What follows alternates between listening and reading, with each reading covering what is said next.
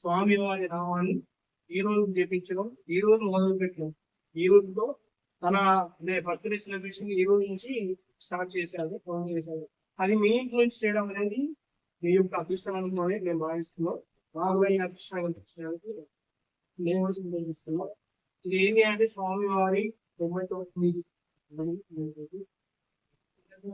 చెప్పిన రోజుల్లో భాగంగా స్వామివారికి ఈ రోజు నుంచి స్వామివారి బర్త్డే నవంబర్ 9 ఆ రోజు వరకు నిత్య భజన సంచార భజన కానీ సంచార భజన యొక్క ఉద్దేశం ఏంటంటే ఒకే జవనం ఇలా సంచారం అంటే ఒక గ్రామం లోపల ఎవరైతే అంటే మనుషులు మా ఇంట్లో ఈ ఊరు అన్ని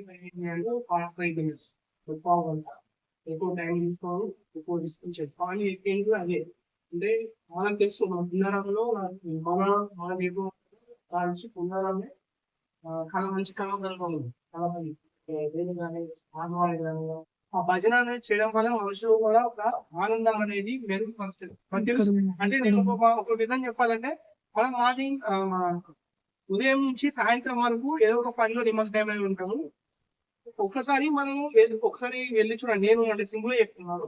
మార్నింగ్ లేచి ఒక 5 o'clock లేచి స్నానం చేసి 2 o'clock అయినా పర్లేదు, ఒకసారి మన పక్కన టెంపుల్ అక్కడికి వెళ్ళి ఒక గంట కొట్టి ఒక 4 ప్రదక్షిణలు చేసి 3 లేదా 7 ప్రదక్షిణలు చేసి అక్కడ బొట్టు పెట్టుకుని ఒక 5 నిమిషాలు కూర్చొని వస్తే మనసు అనేది ప్రశాంతంగా అవునా.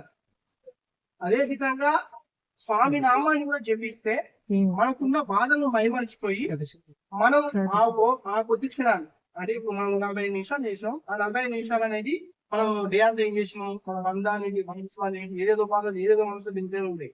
ఆ బంధాల నుంచి విముక్తి కావడానికి ఈ భజన అనేది మనకు ఒక ఆయుధం.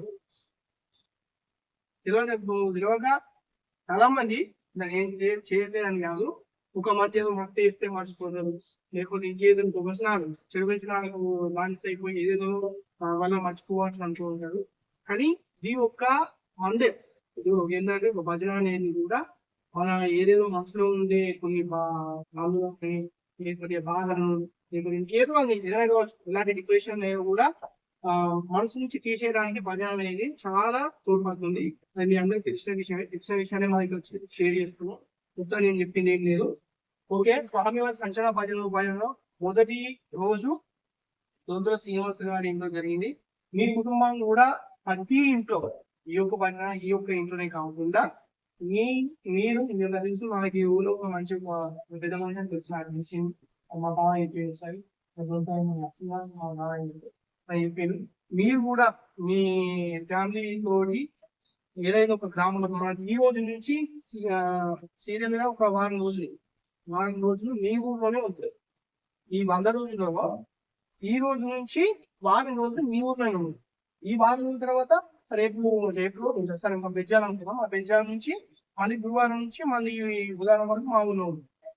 సో మా ఊరికి వీలుగా అంటే రావడం వీలు రావచ్చు కాకపోవచ్చు, కానీ మీ ఊర్లో మాత్రం తప్పకుండా, ఎందుకంటే నాకు వీలు కావచ్చు ఈ రోజు నేను ఈ రోజు కాదు జనం ఇంకా కూడా అసలు దాని ప్రకారం ఇంకా చాలా మంది రావాల్సిందే. వెనుక కారణాల వల్ల కొంతమంది వీలు కాలేదు, వాళ్ళు రాలేకపోయారు. ఈ రేపు కూడా నేను వస్తాను చెప్పి రాలేకపోవచ్చు. కాబట్టి మీ ఊళ్ళో జరిగే భజనకు మాత్రం మీరు ఈ ఆనందాన్ని ఏ విధంగా ఉందో మీకు తెలుసు. తప్పకుండా మీరు ఇక్కడ సెక్షన్ ఉన్నాడు, ఇక్కడ ఉంటారు మజామాట్ సభ్యుగా ఇక్కడ కంపల్సరీ అక్కడ ఏ అంటే మా యొక్క ఊరింట్లో ఉంది భజన అనేది అన్న చెప్తాడు. లేదంటే వీరైనా ఎక్కడో కూడా జరుగుతుంది. కానీ దయచేసి మా రిక్వెస్ట్ ఏంటి అంటే మీ భజన వెళ్ళడానికి కూడా ముఖ్య ఉద్దేశం ఏంటి అంటే కొత్త భజనలు అంటే ప్రతి ఒక్కరింట్లో భజన చేయాలి. రామనామ సంకీర్తన అనేది ప్రతి ఒక్కరింట్లో మార్మోగాడి ఆ ధ్వనితోని ఆ ఇల్లు కూడా ప్రజ్వలం చెందాలి అని చెప్పేసి ఉద్దేశంతో చేస్తున్నాం. దీంట్లో ఏం స్వార్థ మేము కూడా ఇక్కడ నుంచి